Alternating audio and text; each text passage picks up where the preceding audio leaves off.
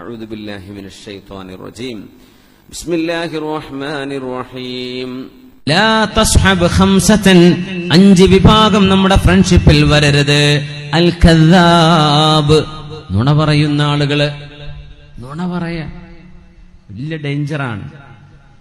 എന്തേ ഫഇന്നക മിൻഹു അലാ ഗുറൂർ വഹുവ മിഥല സറാബ്. അവനൊരു മരീചിക പോലെയാണ്.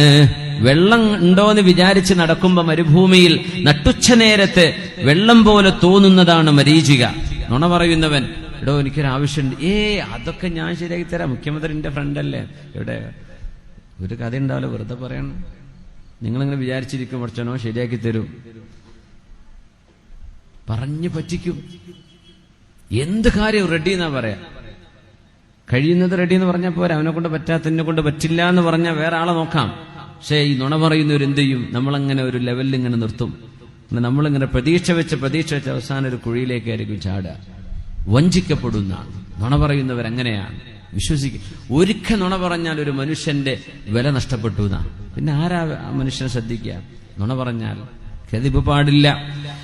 ദൂരെ കിടക്കുന്നത് അരികത്ത് ഉള്ള പോലെ അവൻ പറഞ്ഞു തരും. അരികത്തുള്ളത് ദൂരെയാക്കാനും അവനെ കൊണ്ട് കഴിയും. ഫ്രണ്ട്സുകൾക്കിടയിൽ കുഴപ്പങ്ങൾ ഉണ്ടാക്കാൻ കഴിയും നുണ പറയുന്നവർക്ക്. നുണ പറഞ്ഞോ ഉടനെ ഫിൽറ്റർ ചെയ്തേക്കണം. വലിയ വിഷയം. വേറെ ഒക്കെ നമുക്ക് സഹിക്കാൻ പറ്റിയേക്കാം. പക്ഷെ നുണ പറയുന്നത്, നബിയെ ഒരു മുഅ്മിനായ മനുഷ്യൻ വ്യഭിചാരം ചെയ്തേക്കുമോ?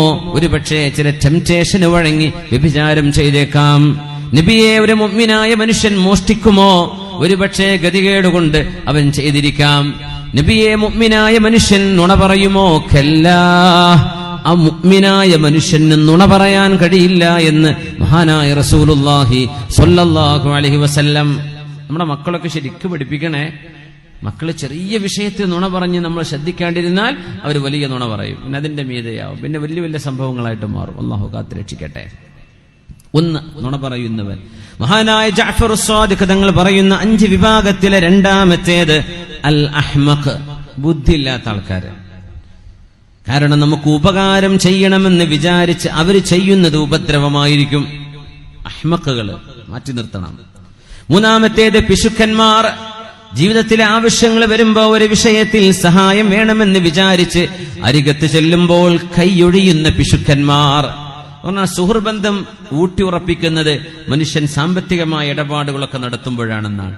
അവിടെ എത്തുമ്പോൾ മനസ്സിലാവും ശരിയായ സുഹൃത്തും അല്ലാത്തവരൊക്കെ. അങ്ങനെ വായ കൊണ്ട് ബിരിയാണി വെക്കാൻ ആർക്കാ പറ്റാത്തത്? ഒരു കാര്യം നടക്കേണ്ടി വരുമ്പോ, ഒരു സഹായം ആവശ്യമായിട്ട് വരുമ്പോ അവരൊക്കെ മുങ്ങുന്നത് കാണാം. അപ്പൊ ആളെ മനസ്സിലാക്കിയാൽ മതി, ഇത്രയേ ഉള്ളൂ എന്ന്. പിശുക്കന്മാർ, ബഖീലന്മാരുടെ കൂടെ കൂടരുത്. വെറുതെ തരാനല്ല പറഞ്ഞത്. ഒരു വിഷയം ഒരു കടമായിട്ടോ ദാനമായിട്ടോ അല്ലെങ്കിൽ സഹായമായിട്ടോ നമ്മൾ പ്രതീക്ഷിക്കുന്നിടത്ത് അത് നടക്കാതെ പോകുമ്പോൾ വലിയ നിരാശ വരും. ബഖീലന്മാർ ജീവിതത്തിൽ നിങ്ങൾക്ക് നഷ്ടമേ ഉണ്ടാക്കൂ. കൂടെ കൊണ്ടു നടക്കരുത്. വൽ ജബാൻ, പേടിന്റെ ആൾക്കാരുണ്ടാവും. അനങ്ങിയ പേടി, ലൈറ്റ് ഓഫ് ആയാൽ പിന്നെ പേടിയാണ്. എന്ത് കേട്ടാലും പേടി. ധൈര്യമില്ലാത്ത ആളുകൾ. അത്തരം ആളുകൾ ഒരു പ്രതിസന്ധി വന്നാൽ നിന്നെ ശത്രുക്കളെ ഏൽപ്പിക്കുകയും അവർ ഓടി രക്ഷപ്പെടുകയും ചെയ്യും.